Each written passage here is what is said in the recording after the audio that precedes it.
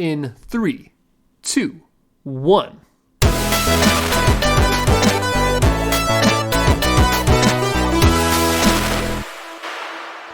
Hello, and welcome to the KD Ratio, your designated podcast for all things nerd. This is a very special episode.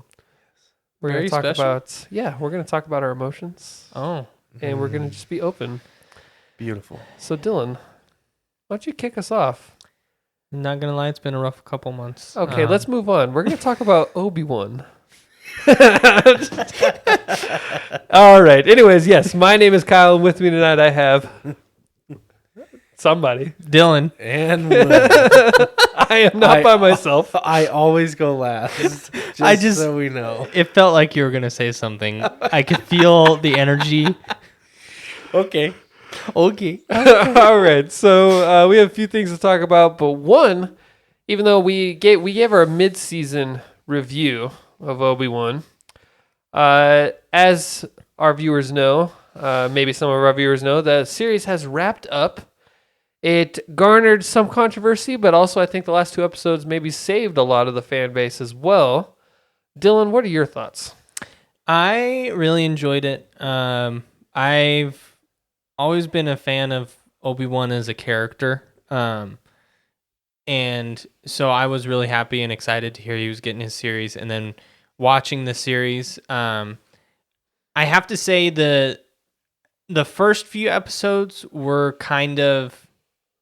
They're rough. They're rough. Like, I would change them if I could. Like, I do... Overall, I think the show was good. And I would rate it like probably an 8 or 7 or an 8. But I do think the beginning could have been reworked to be something better. And I don't know if that was just with the constraints of how many episodes they had. But I really enjoyed it. I enjoyed seeing Ewan McGregor back in the role. Hayden Christensen back in Darth Vader's role, and you could tell that they both just had fun being in those. I mean, I was talking the other day, and like, just imagine how wild that is for them. Like, they, during Revenge of the Sith and the prequel trilogy, they practiced fighting with those swords together, and to 20 years later do that, or bring it all back. Bring it all back. Like, that must have been so weird and cool and, like, you know, very nostalgic for them. And you could tell Ewan McGregor, he still has it with those sword moves. He's, I think, like 50 years old, and he is rocking it still, which is nuts to think about because he always just seems like a young man to me. It's weird to think that people age. and I liked it because another mention is it always felt like Anakin and Hayden Christensen, or Anakin and Darth Vader, were like separate characters, but I feel like this gave Hayden Christensen the opportunity to really be Darth Vader and show us his Darth Vader, and I enjoyed that because it didn't seem like they were separate people anymore. It felt like the same person. Right. So let's throw a spoiler alert out right now. Yeah. Let's press for specifics. Let's get it out of the way. What didn't you like specifically? I would say I didn't like... I mean, I could go without the whole Princess Leia, the whole story being around her. Like, I would rather she had been, like, maybe in 2 or 3 episodes, but the whole story, it started to wear on me towards the end, where I was like, okay, like, I get it, she's cool. Like, they kept showing how cool of a kid she is and how she's like the prodigy, and then there's Luke playing in the dirt doing nothing. Hey, but he's the one that Obi-Wan ultimately chose. True. So I would say that part was a little weak for me. I did like it in the beginning. I like seeing Princess Leia and Obi-Wan interact because I know, they have to have that history. But then it kind of was, the whole show was about her and him, where I wanted it to be about Darth Vader and Obi-Wan. This show really made me want to see more about them and less about pretty much everything else in the show. Those were definitely the highlights. Mm-hmm. Was the Vader and Obi-Wan together scenes, or basically, even not any together. scene that Vader was in. Really. Yeah. Like, it would have been. I would have loved just him hunting Obi-Wan, just them, right, the whole time. I didn't need Reva. I get she's a decent character, but I didn't need that. I just wanted Obi-Wan, and they threw in these other characters when I would have much rather just had it all focused on Obi-Wan. Right. What did you like about it specifically?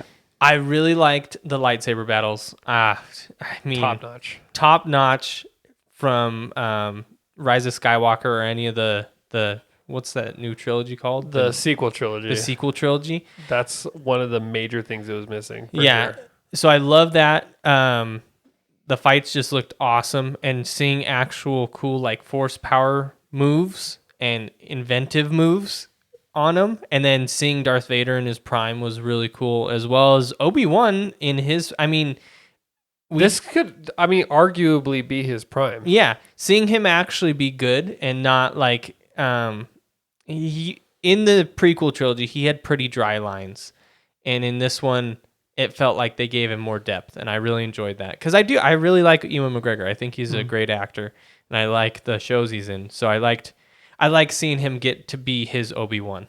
He delivered some stellar performances in this. Your points on Leia. Mm-hmm. I actually almost am the opposite from you. Oh, really? Yeah, I didn't like that relationship in the beginning. In fact, okay. I was very annoyed, like for obvious reasons. Like the chasing scene really annoyed me. There was two where like it just, and I was thinking in my head like, this is not great. But she actually, opposite of you, she won me over, and I was all for their relationship by the end of it. But I didn't like it at first. Wow. So it's sort of the opposite. Yeah. Reva, I think that she did amazing in that role with what she was given. But overall for the story, I don't think it was needed. And I don't think it was written as well as it could have been. And it had nothing to do with her. Mm-hmm. I think she is a phenomenal actor, and I think she did great. But the material she was given didn't really serve to better the story, in my opinion. Well, and the concept of that story is really cool. I feel like the writing didn't execute it well. I think a perfect example. So, we'll bring Billy up. So Billy, this girl Reva, she's a Padawan. I know who she is. That was. Do you know the whole spoiler part? No, but okay. I know who she is. She was killed by Anakin. Well, she wasn't killed. She was stabbed by Anakin. And the whole story, like the whole reason she's doing that is to get close to Anakin to kill him. But she sacrificed a lot of herself along the way and fell into the dark side without even realizing it because of what she had to do to get to that point. Mm-hmm.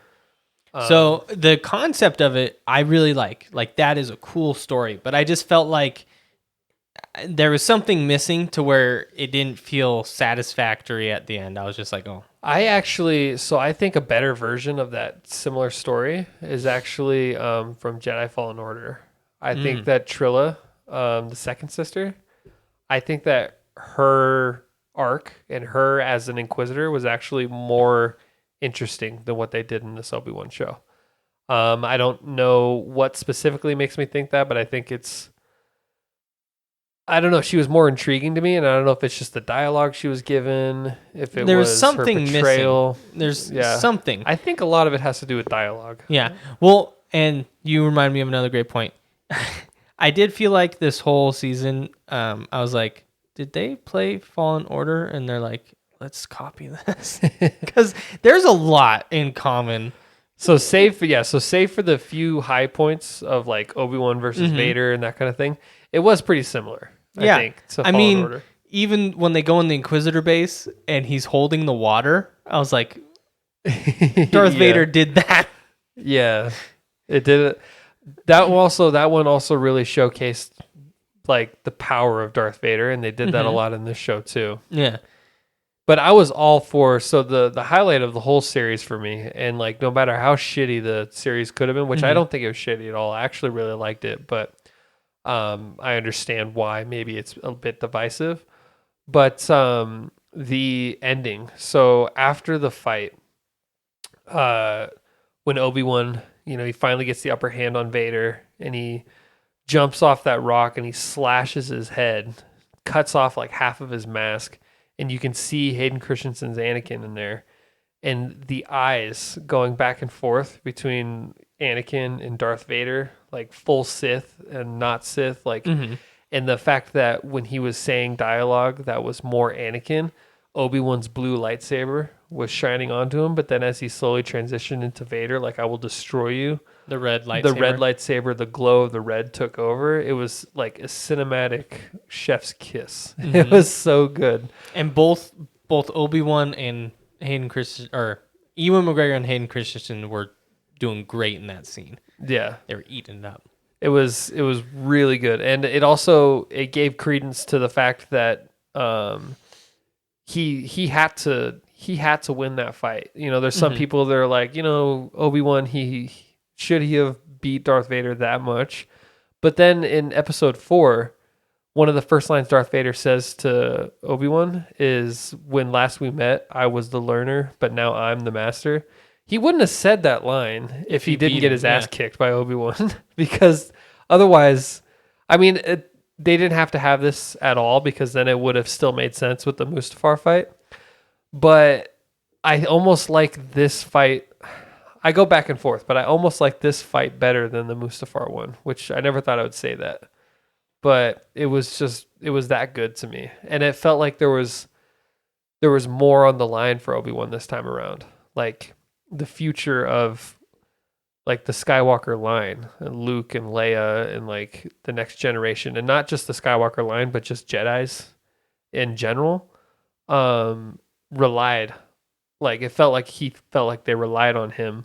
Whereas in episode 3, it was so sudden for Obi-Wan, he didn't even really have time to react. It was like he was best friends with Anakin, and then like not but a couple hours later, he's seeing, you know, holograms of Anakin killing younglings, and so he's like, "What the fuck is happening?" Like this one was like he's had time to think. Time to think on it, and he's blamed himself for, you know, 10 years of why Anakin fell to the dark side. He's struggling with it, and it was all about him getting closure. When Anakin finally says, you know, you didn't, Anakin is not your failure. You didn't kill Anakin.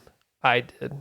Like, that was enough for Obi-Wan to be like, finally accept that it wasn't his fault. It was, there was nothing he could have done personally. He just wasn't ready to take on a pupil like that. Maybe Qui-Gon could have saved him. Maybe Qui-Gon could have saved him, but Qui-Gon died, you know, and he was a Padawan himself when he first took on Anakin as an apprentice. He wasn't, I mean, that's a lot to ask for. Now I'm like, you know, putting maybe too much thought into it, but that's what I felt it was like. And I felt the whole story with Leia, I think what they were going for was like a Logan thing, you know, like, but it didn't hit as well as Logan did. That was obviously, it was done better. But I think that's why there was so much emphasis on him and Leia. It felt like a Logan arc. Old man Logan. Yeah. Yeah, I could see that. I wish it had been closer to that. Like, not him dying, but more emotional. Obi-Wan somehow dies and fucks up the canon. Well, so let me ask you, did the whole time watching it, I was just like, well, I know he's going to live because we see him in New We Hope. know he's going to live. In fact, we know all these characters are going to live. So that's another problem, is the stakes are never really that high.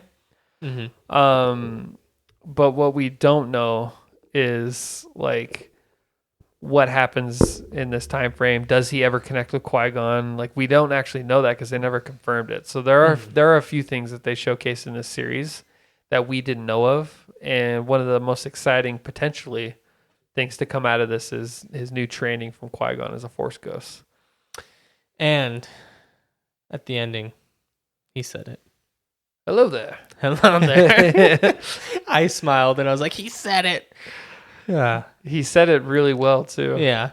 He Hello practiced there. that line multiple times, I bet. It was somewhere between his version of Hello There in episode 3 and Alec Guinness's version in episode 4. He had like that nice blend. It's done really well. So I would, you gave it an 8 out of 10? Yeah.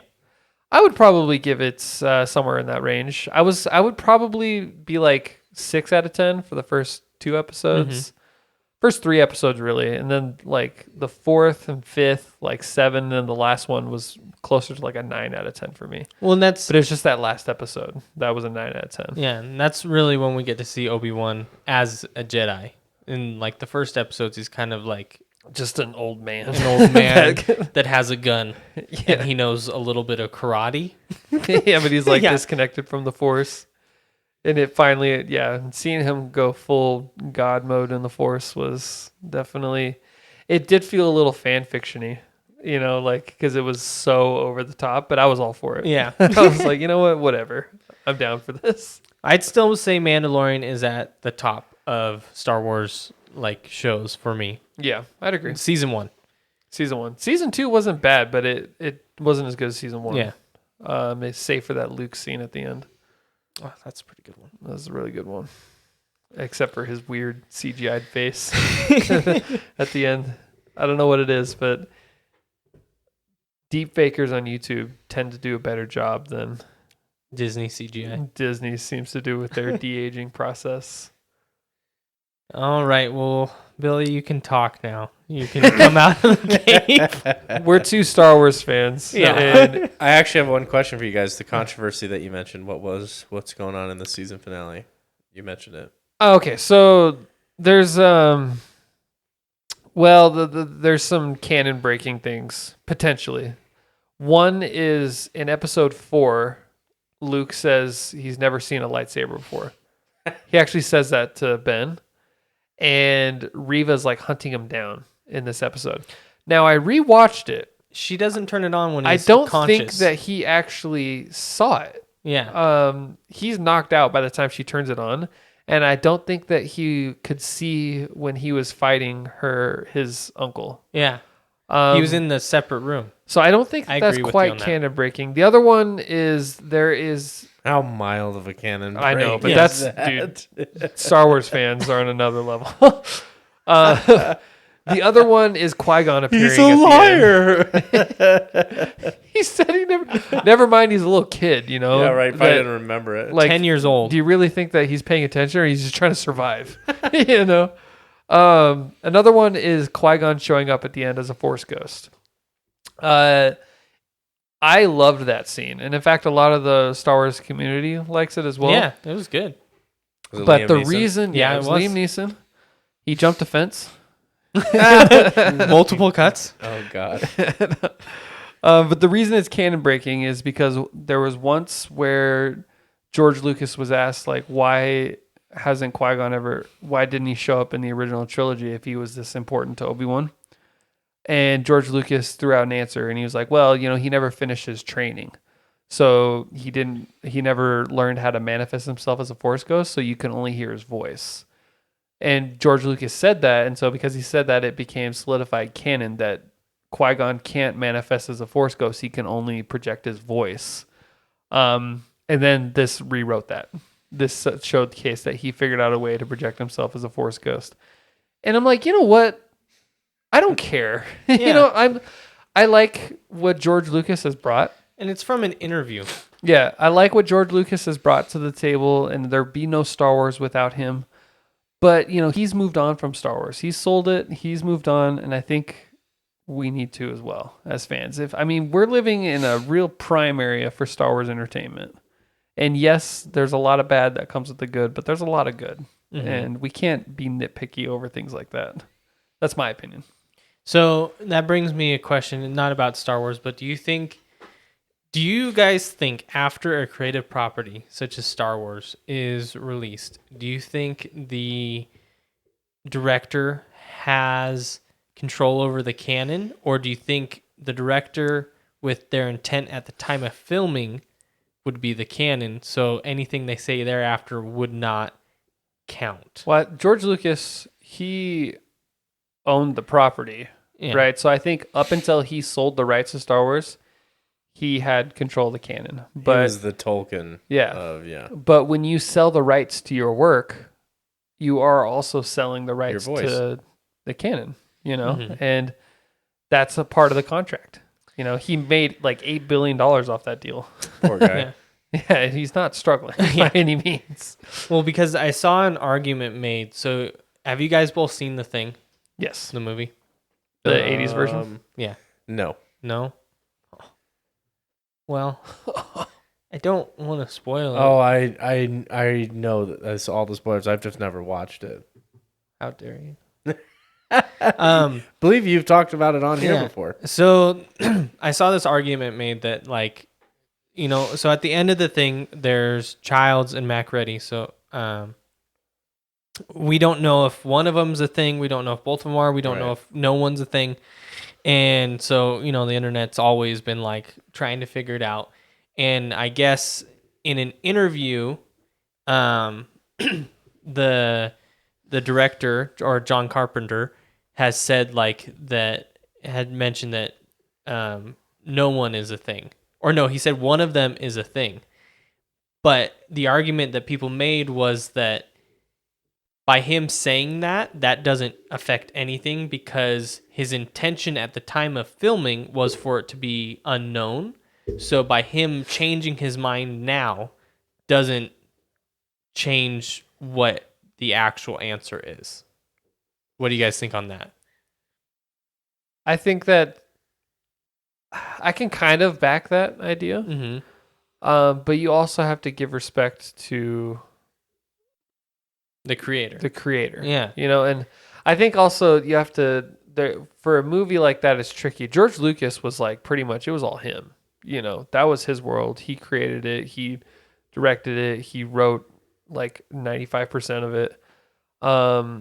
But like for other films, you got to take into account like the writers. A lot of times the writers are different from the directors. And so there's a lot of different, hands in that cookie jar on like what they think happens. But I think that lends, if you're on the side of whatever the director says, then you have a pretty good argument for what you think the canon is. I wouldn't toss that aside. Now, if this guy has a record of, being wishy-washy about his statements and like just like going back and forth, then it'd be I can understand maybe not lending too much credence to what he was saying. So I don't know. I don't fully disagree with that, but I don't know if I fully agree with it as well. Yeah, when I heard it, I thought it was interesting. I was like, huh.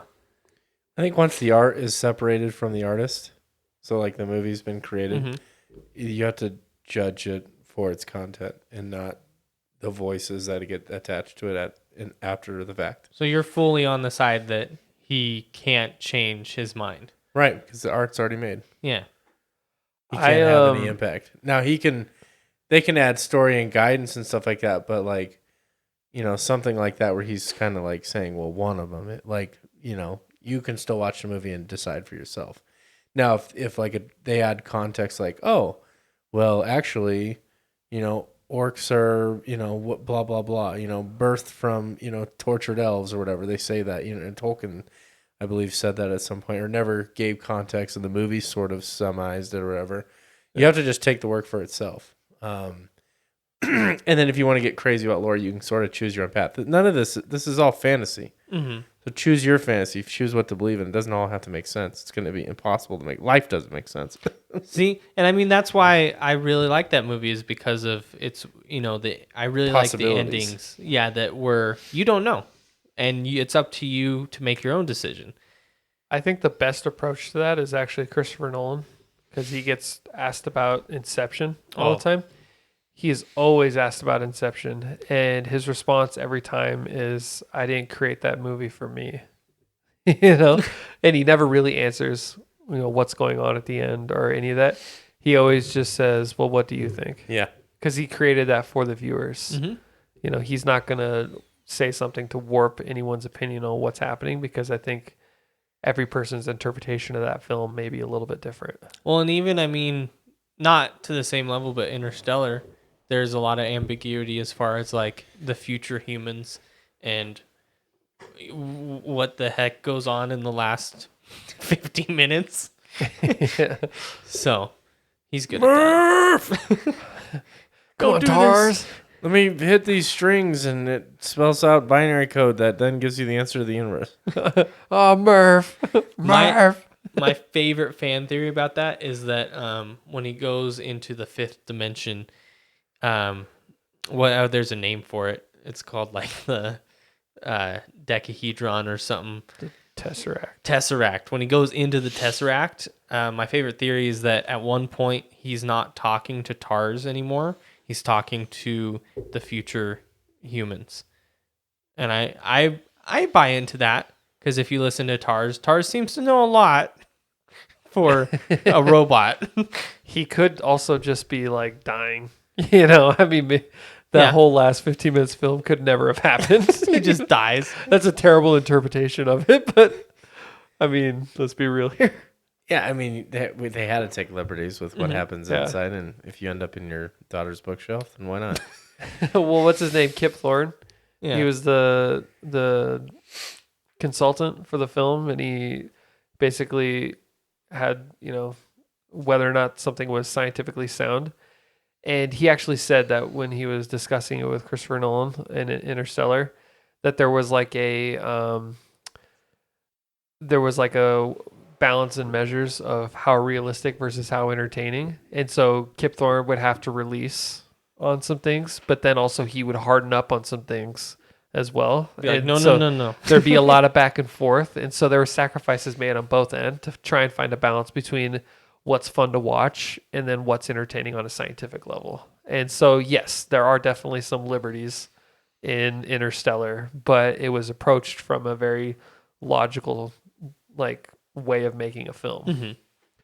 But, is gravity, even if it is a bulge of gravity, is it going to work in just such a way that one giant wave is, nature isn't as precise as that. And is love the only quantifiable, unquantifiable, whatever she says? And she was right at the end. Yeah. Apparently. But I don't know, that whole thing that it's time travel at the end of the day, right? And the whole idea who put the portal entrance there to go to the different universes or different parts of the universe. Yeah, like a wormhole just randomly pops up. Because it's how'd that ever, I don't know, did humans suffer on Earth for so long to where that they, where there was such a low population that they were able to work their way out for the first time, and then they put this in during the blight to save everyone? I just doubt it. Yeah, it doesn't mean it's not entertaining, but it's a film. At the end of the day, it's Hollywood. One of my favorites. Yeah. mm-hmm. Phenomenal film. That brings me to an interesting. We've probably talked about this at some point, but what is your guys' favorite sci-fi films? I mean, we already talked about it. Interstellar. Is it your number one? Interstellar is my number one. I mean, I would say a close second. Sci-fi. Good Will Hunting. So, Just kidding. are we talking about Good movie, but I don't know. like space sci-fi or just sci-fi in general? Sci-fi in general. So I'd be okay with your cyberpunk-esque type things if you're talking about Blade Runner or but that type Back of thing. to the Future. That's sci-fi. Yeah. See, that's hard. There's so many movies then. Oh, it's a huge genre. Yeah. Sci-fi is actually a lot more expansive than I think people think. Interstellar for me. Yeah. Yeah. Interstellar is definitely on my list. Pacific Rim is on my list. Wow. Yeah. Okay. I love that movie. Is that sci-fi or fantasy? I guess sci-fi. I think it's a blend. Yeah. Sci-fi fantasy. Yeah, what do they call them? The Jaegers. Jaegers. It's like the difference between Star Wars and Star Trek. You like that movie that much? I love the second movie is shit, but the first movie is great. Guillermo del Toro did a great job. I loved all the Star Treks, the new ones. With Chris Pine and the Wrath of Khan with Benedict Cumberbatch. Dude, he had a scene in there where he's being held captive, which he's kind of allowing it. He's way OP. Uh-huh. And he literally sheds a tear on cue. It is one of the most powerful scenes. Not powerful like what he was saying, because the lines were not that great, but the way he acted it, any other person, it would have came across cheesy. The way he did it, you're like, holy shit, this guy's fucking He good. went full Shakespearean, and he was talking about the death of his people. Yes. And that he literally can cry on command, but it's not like it was like literally just that man tear. Dude, It's the like one little drop The one. that goes down It his was face. impressive as hell. And he really did that. Well, he says he did, but We know we were there. Another favorite of mine, and it's hugely impacted by the ending of it, was Arrival. yeah. That movie, the ending had me grinning in the theater. I could actually feel myself smiling because I was like, oh, this just got a lot cooler. Yeah. You seen Arrival, Billy? Is that the Netflix one? No. No, it's made by the same guy that did Dune and Blade Runner 2049. Denis Villeneuve. Okay. I don't think I have. It's a great movie. It's about like if aliens arrived and then they have a language pathologist, I would say, yeah. linguist or linguistic person. It's like realistic on the side that they send somebody to decipher the language and you get to see it, and then it turns into some, like, you realize what actually was going on. The whole movie you're kind of confused in the beginning, and then it all clicks. You guys ever see, I think this is the name of the movie, Maze Runner? Yeah. Where it's like they're not kids, they're With kind of Dylan kids, O'Brien. and they have to, I don't know who that is, but He's the main guy. Oh, Main actor, yeah. and they have to like escape. They're trying to figure out what the hell's going on. I I like those movies. I enjoyed them. even the last ones. Yeah, there was 3 of them, right? Yeah, with those I liked the first one and the second one, but I felt like I didn't.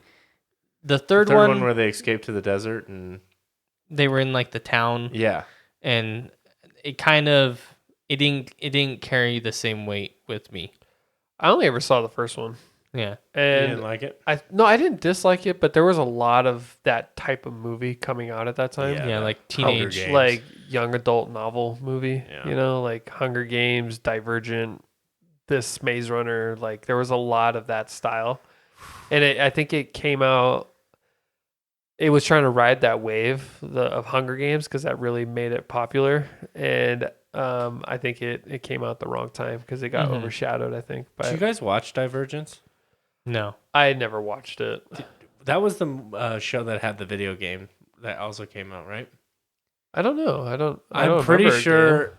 I'll have to look this up, but I think Divergence was a game and a TV show, and it came out like at the same time. And the game influenced. It was like an MMO style. Yeah, game, it was on influenced the Sci-Fi. storyline. Yes, I know What you a mean. cool idea! I don't think it worked out at all. I remember I bought it and it was like the worst. It was a horrible game. Really? It was not fun. Yeah, it was Divergence, and it was this I guess open world MMO. Yep, and it was literally like there was factions in the game, as I understand it, and depending on which faction would win or whatever more games, that would impact the TV series and its sort of storyline. And I remember just kind of being like, "This is kind of neat," but I never played it, and it fizzled out very quick. I've never heard that. Yeah, Is that of the same series though? Is that Divergent, or is it just called Divergence? It's just called Divergence. and so it's just similar named. It's not- Yeah, it's not related to the Jeff Bridges movie that's based on the book. I really like Tron. Oh, When you say Jeff Bridges, it made me think of Tron. the Legacy? Yeah, Or- Tron Legacy. I love Legacy. I mean, mainly, I would say like 80% because of the soundtrack. Well, yeah, Daft Punk was on. They killed They it. were like on cocaine or something. Yeah. It's just amazing. And then- And something about the story of like, I really like that story, even though it's like simple and it's used a lot, of like the young kid like finding himself and going to another world. yeah, I mean, but yeah, I have a hot take here. yeah, go for it. wrong. In my opinion, I put all of my favorite sci-fi TV series above any single sci-fi movie. Wow. Fringe, Firefly. I don't think Interstellar or even Firefly is above Interstellar. Yes, Huh. dude. Have you seen Firefly? Yeah, like, from and I start to watched finish? the movie and fucking phenomenal. Phenomenal. The wittiness, the humor, the seriousness, the setting, like just space cow, like really, really, really cool idea. I feel like he's kind of like Quill, Peter Quill from Guardians of the Galaxy, right? Mm-hmm. Like this lovable guy that kind of gets in trouble, kind of is doing bad things, but falls on the right side of good. He's exactly that 20 years ago, and Nathan Fillion crushed that role. And then my favorite sci-fi series of all time, Fringe, which is just fucking absolutely incredible, mind blowing. I can see that because I think that a TV series, it allows you to attach yourself. Well, not attach yourself. That sounded weird. It allows you to really Connect with the characters. Connect with a character more so than a film can, because a film has 2.5, 3 if it's a long movie, hours to get the job done, versus even the shortest series, if it's 12 episodes, is going to be double that length. Yeah. And allows you to live in that world more. Right. And it gives time to nuance and to character develop. And so I think there's a lot of credence to that argument. Yeah. A sci-fi show that I've been watching recently that I did not think I was going to enjoy, but I ended up getting hooked on, was the Obi-Wan. Orville. Was Obi-Wan. I don't like Star Wars, so I don't know how it...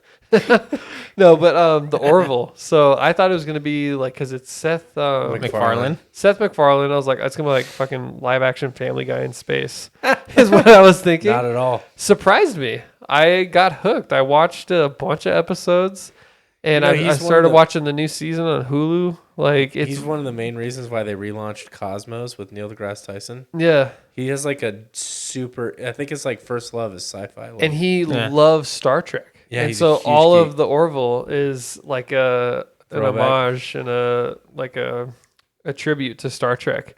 And it almost does Star Trek. Well, I think it does. It does Star Trek better than the Star Trek series that are out right now. Oh, that are out right now. Okay. That are out right now. Not. I thought you were gonna say of all time. And I'm like, no, I'm that's talking a hot about take. Star Trek Picard, Star Trek Discovery, and the new one with Pike. Those 3 are okay at best for me, and the Orville like captures some of the charm of the old series that the new ones just don't have. So if you're into Star Trek and you're listening to this, that's something to look into. But I'm with you on the new movies with Chris Pine. Love those ones. Dude, they're so good. Really good. All 3 of them. I liked all 3. I agree. Mm-hmm. Even though they had a lot of lens flare. That's just that director's style. And honestly, J.J. Abrams. I didn't even notice until it was pointed out to me. And then I'm like, oh my God, it's everywhere. Yeah. Well, because it kind of just fits Star Trek. I don't know. Much that inspired Star Trek from 2009, how much that inspired Mass Effect 3. Oh, yeah. Mass Effect 3 is full of lens flares. And tangent. That actually might be my favorite sci-fi story. Mass Effect? Mass Effect. And it's not even a film or a TV show. Ooh. The story of it, if you're thinking about the story, that one's up there for me. Story. That's just hard. Because it's 3 games. Like, that's a lot of hours. Yeah. I don't know if anything can compare to that. I guess it's a different appreciation, though, than you get out of a movie or a TV series. So it's kind of hard to group that in with it. It's different appreciation completely. Yeah. I'm trying to figure out, do I value, is it video games, TV series, then film, for like in terms of sci-fi? Yeah, in terms of being able to like really appreciate it for me. I think for me it's actually TV series, video games, then film. Because Mass Effect story is actually one of the best sci-fi stories I've ever heard. Yeah. Yeah. It's the whole premise of it, like the cycle and the threat and the unification of the universe. Like, it's just such a cool idea. That whole last game. Yeah. It pays off when you see all the work you put in, all the fleets from every race and species come in for that final fight. Oh, chills. And you can't get that in TV series where you are you know, because in the TV series you just have episodes where you know you're recruiting different allies to your cause, Right. but you wouldn't have the same appreciation unless you grinded it in a video game because it was you like traveling and selecting everything. Like that's just When you get two different things. you get to talk with the races, you get to like in Star Trek, for example, there's tons of alien races, and I'm sure there's some that don't get fleshed out. Right. Whereas Mass Effect, if you don't talk to them, you can read a codex, Yeah. or if you talk to pretty much every race. I don't think you don't talk to a race. At least once. What's the big fucking like tree rock guys? Elcor? You talk to Elcor? Not as much. Not really like what you have like one Comparatively. half-ass mission where you have to like talk to him and then go walk over here and do that. Yeah, but I mean, you at least That's- you do You get a gist for how they Yeah. are as a species, for sure. I don't know. Is there like a species, like a background species? With great sorrow, Dakuna burns. maybe the keepers, but even them, you learn about them if you do that side They're quest. just slaves. Yeah. They don't have anything interesting. So yeah, there's the whole universe is fleshed out really well. You know, some people wouldn't want to see this, and it's a very vocal thing. It's something we've already talked about, Mhm. you know, ad nauseum. But I would love to see Mass Effect made into like a 3-season show, but then done after 3 seasons, just 1 season for each game. How do you Would think 3 seasons be enough? I think depending on the length, they'd have to rework the story and trim a lot of the fat. But I think you can get away with 30 episodes to engross the whole thing. How do you think currency would work in a international or intergalactic sort of hub? Like, how would there be a universal currency? How would you switch to that? How would it be? Like credits? Yeah, like how do you switch to a system of credits? In Mass Effect, they actually Like I have my American dollars. I go onto the Citadel, and I want to get credits because I'm going to live up there and my family's going to be there. So in Mass Effect, they actually had that problem. They actually talk about it, and currencies were all over the place, and they couldn't figure out like a good metric for things. And it was actually the Volus when they Volus? yeah, when the Volus That makes sense. when They're they basically were- stock market Wall Street guys. yeah, when they were uplifted, they're the ones that unified the currency and created a base system Figured for out. all of the council planets to run off of. Of course you needed the fucking Volus. But that's why the Volus were uplifted, was for their knowledge on the yeah. But yeah, they were. I forget who they were uplifted by, but that's their claim to fame and why they were brought on to the council, not like as a counselor, but like as a. Advisor. That's why they Yeah. had an embassy. Was because they were the ones that created a unified currency standard for the. So how they did that, I don't know, but they do talk about it a little bit. So some race has to do that every cycle. I bet you there's some cycles that just really fucking don't fail hard. You know, they can't always be putting up a good fight like the Protheans.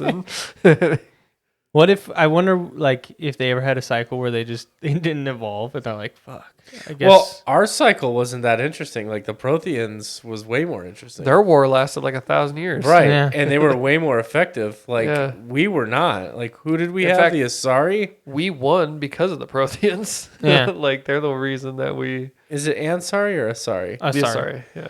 I Well, the think Protheans Ansari is still enslaved worse. all, like, if you either join them or die. Yeah, Yeah. they're imperialistic, so that's why they thought there was just one species. But what it was is once they conquered you, you either became Prothean or you died. They didn't give you a choice. So that's also Pretty their fucking hardcore. like canon way of explaining why Protheans look different in the earlier games is because all races became Prothean after they were conquered. Wow. Yeah. Yeah. So it took a species like that to really fight the Reapers as hard as they did. They were super militaristic and yeah. What did Javik say? That they were towards the end, they were literally like throwing planets at the Reapers and sacrificing I think, like their own species to just try and hold them off. Like it's nuts. It'd be cool to see the Prothean War.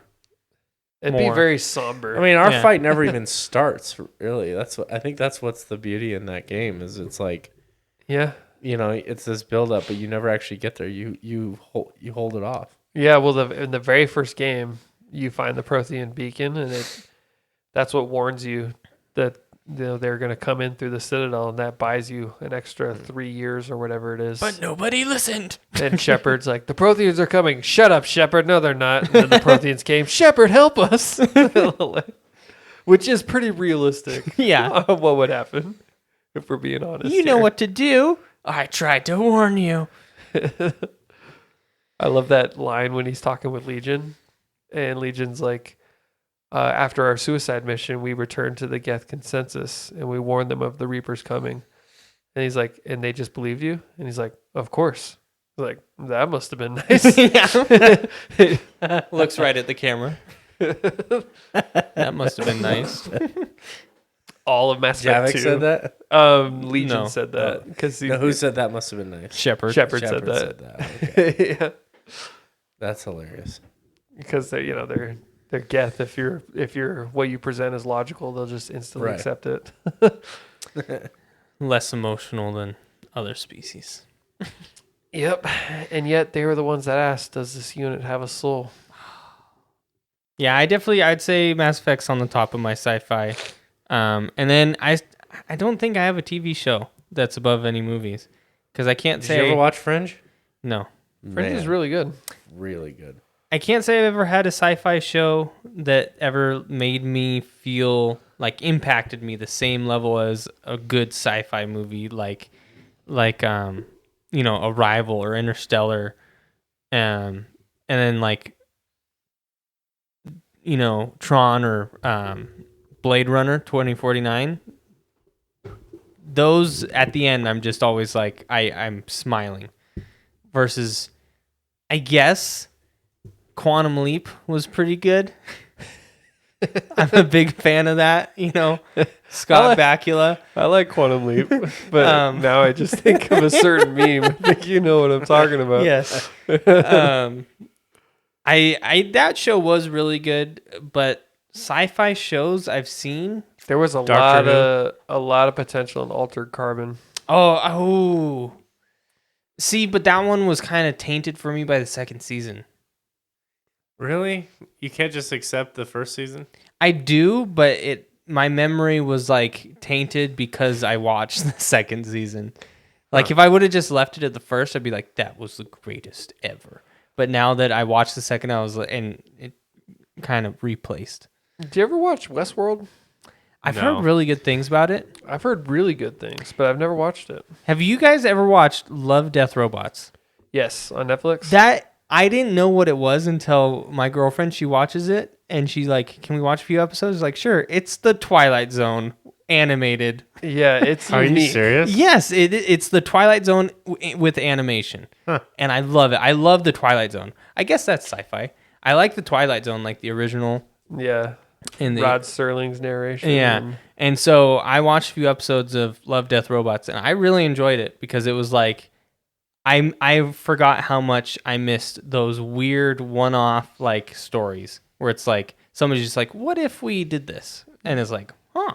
Yeah, it's interesting for sure. I didn't know what it was first time I was watching it, but I was digging it for sure. There's this episode, Billy, where it's about these soldiers who are tracking down enemies. They're American soldiers.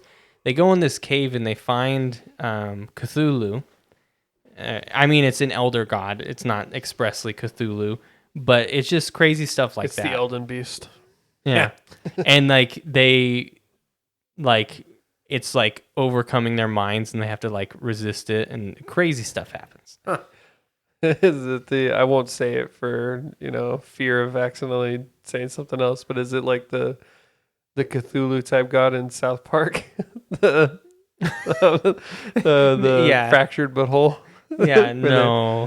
Where the cops are sacrificing a certain group of people. South Park pushes the limits, man. Yes. I wanted to bring up also sci-fi because I saw it on there. Edge of Tomorrow. That's a really good one that's kind of under the radar. Or not under the radar. It's famous, but I Is feel that like with Tom Cruise? yeah. Yeah, I saw that years ago. So it was a good movie. Mhm. You know what I liked that I still think you haven't watched, either of you, is Alita Battle Angel. I haven't. Really good. With the weird eyes, Yeah. animated eyes. At Based first, on an it anime? feels a little uncanny valley at first, but like I kind of got over it after about 15 minutes. I didn't even notice it anymore. You mentioned that. I think that was like one of the first episodes we ever did about that movie. I might have, yeah. Well, I think it's way back when we were hyping up the release of Cyberpunk over a year ago. We were talking about the Cyberpunk genre, and I was talking about Alita Battle Angel. Really good if you're into both anime, action, and Cyberpunk. Check for dealing. Hits all the I should check. hits it all out the then. marks. It's live action, so it's not like pure anime. It's like a Western take on it, but they do a good job. I really like it. But I don't think it made like any money, so it'll never get a sequel. You watched Heroes, right? I did. That's one of those ones that started out great, and then each season got worse and worse. Really? I remember you and your dad just being so into that show. Yeah. That's one thing that me and my dad have shared is just our love of sci-fi. But the first season was great. Second season was better than average. Third season was really average. Fourth season was pretty garbage. And then it got canceled. And then they tried to revive it with Heroes Reborn, and that sucked. And it got canceled again. My main problem is these heroes. The good guys were always losing, for one. Which, that's not terrible, but they're always losing. And then for two, they never used their powers in any kind of impressive way. They're all just really stupid about it. And anytime an epic fight was about to happen, I think maybe for budget constraints, they just panned the camera away. And then they showed images and lights and made you imagine what was happening. That kind of thing. And it was like, come on. Like, why do you... I mean, I get it. I don't know how much kind of money they were spending back in those days, because this is pre-Netflix, let's spend $500 million on a TV show. This was back in 2007, maybe. So... You know what show really showed off superpowers and represented them in a great light? It's Flash. CW. I actually liked that for the first couple of seasons. It was okay. Same with Arrow. I really liked the first season. I really liked Arrow, yeah. Arrow was like good for the first 4 seasons. Yeah, and then just... Yeah. The CW in general is not great anymore. What, you don't like Superman? Somerville? That show ran on for what, 5 years too long? 11 seasons. Oh my God. Wow. Yeah. They brought him back for Crisis on Infinite Earth. That was Henry Cavill, right? No, that was who played God, it? I forget his name, but it wasn't Henry wasn't? Cavill. It was Smallville, not Somerville. Yes, Yeah, Smallville. Smallville. It's the dude that was in Cheaper by the Dozen. I forget his name. Tom Welling. Tom Welling, yes. He does not look like Superman anymore, huh? Well, Gained some weight. people age. He looked okay in Crisis on Infinite Earth. Go up in the red plaid there. That was what he looked like, and this was only a couple years ago. Not bad. No. He did. He looked like, I guess, a Superman when he was younger. He's no Henry Cavill. No. Dude's a Greek god. The dude's a legend. Henry Cavill, man. I want him to be in every movie. I always appreciate Henry Cavill. Look at this just wolf man of a WoW player. Wow. He's jacked. Do you think he used steroids? 100%. Actually, I know you Derek follow from that More Dates. He talks about he analyzes people's cycle, and he analyzes all that cycle. Oh yeah, he talks about in What the fuck depth. is a cycle? Well, when you're on steroids, you don't just pump it 24/7. You have a cycle, and then you have to cool down, and then you it depends on how much your body can take. And even if you take steroids, doesn't mean you're going to look good, because there's still genetics that have to go into play, and sometimes people just get real massy instead of toned. Lean, yeah. But anyways, he actually, if you watch his video on it, he actually determined that Henry Cavill was probably natural based on a lot of things. But one of them is genetics. Other one is rate of body improvement. And then the third one is in actuality, if you're looking at him, if you're not letting yourself be tricked by camera angles. He's not that jacked, right? He's really not. Right. Like, he's incredibly fit. Yes. But he's not Thor. He's not The Rock. Mm-hmm. Like, one person that there's no doubt 100% is juiced up is Chris Hemsworth. Liam Neeson. I was like, I was gonna say Liam Hemsworth, his brother. Like, good for Liam, man. You know, like staying fit. As Qui-Gon, he's shirtless. Just yoked. Oh, it took you long enough, Obi. No, but for anyone that's interested in, like, this guy's a pro on this. More plates, more dates. More plates, more dates. Derek from moreplates.com. .com. That's his intro. He says, because Jesus, that's a long freaking URL. there's a whole story behind it, but what it is he wasn't a YouTube channel at first. He was a blog. Oh. So he always introduced himself as, "What up, guys? It's Derek from moreplates.com." So he always would say that. And now he doesn't even post to his blog. It's all YouTube. But he always offers really expert analysis on this, and he determined that Henry Cavill is probably natural. But the reason I respect that opinion is he's also definitely not one to hesitate to say someone's natural or not. Like, people, like, he will tear people down if he thinks they're lying about being natural, and he does it very systematically and intelligently. Yeah, no, actually, Henry Cavill, like, he's probably the biggest in the Witcher series. Yeah. But in his Superman role, he wasn't actually that big. Well, and even in the Witcher series, like when you see him shirt off, he's not like Thor. He's Right. just like muscly. Yeah, tone. It's not like he has like.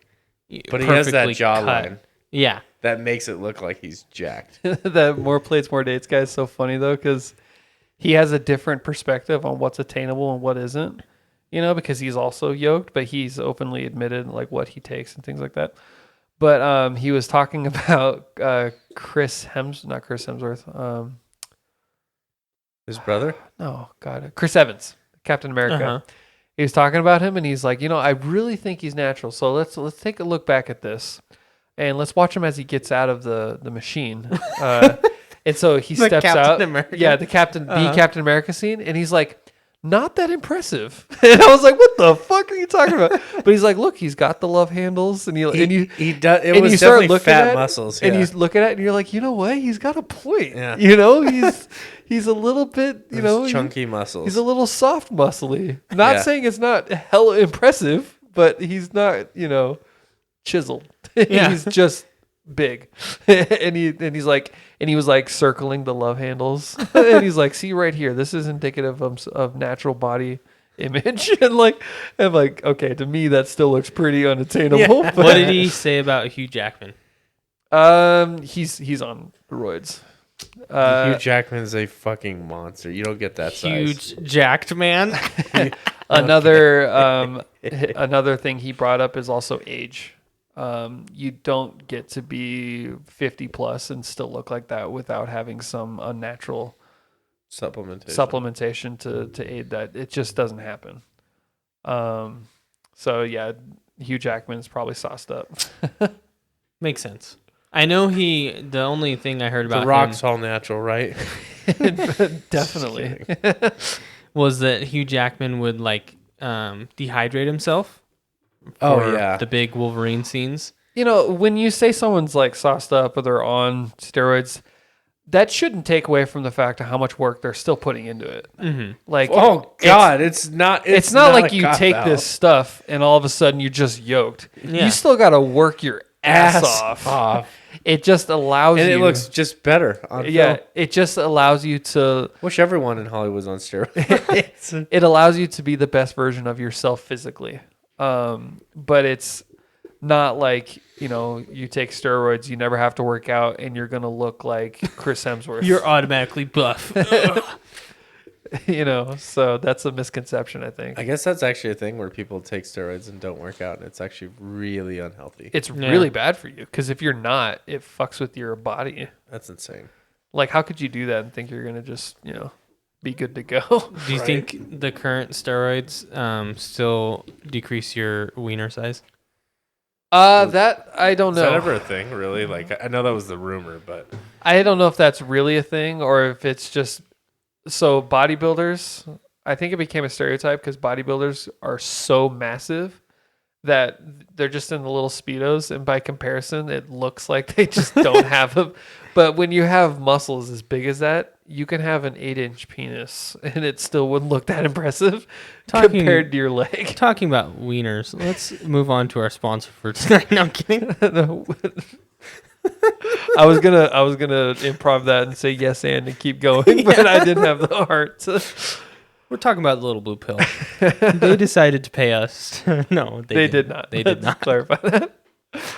All right. Anyways, I don't know how we went from Star Wars to steroids and penis size, but that's just what you get when you listen to the KD ratio. And what you get is you'll never know what you get because it's always all over the map. because we never know. We never know. Yeah. You know, we start with a plan and then it just unfolds and we have a good time. Dylan, where can they find us? They can find us on YouTube, Instagram, and Twitter, where we upload regularly videos of our episodes. And then we also post updates on Twitter, as well as we're starting to try and get more active on Twitter and Instagram by posting memes and our thoughts. Those Twitter, Instagram handles are KD Ratio Podcast, and same thing for the YouTube. So please like, comment, subscribe. We'd really appreciate it, guys. And remember, with a good KD, you get the dub. Bye, guys. Bye, guys.